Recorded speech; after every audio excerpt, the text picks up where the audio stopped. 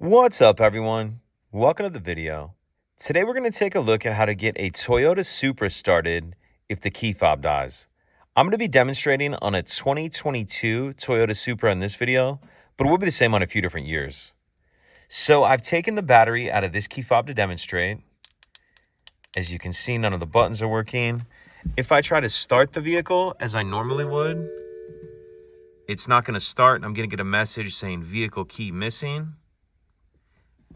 Keep trying to start it. It's going to tell us to hold the key to the column on the steering wheel. And what that's talking about is if we take a look on the right-hand side of the steering column, see this icon of a key right here? So what I'm going to do is grab my key fob, and I'm going to hold it on the steering column like that.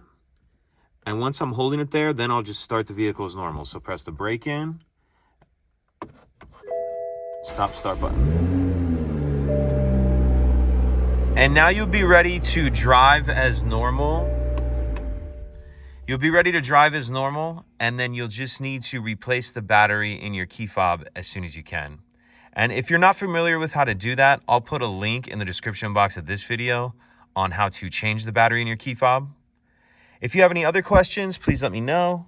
If you could take a second to like and subscribe, it helps us out, and I'd appreciate it. Thank you.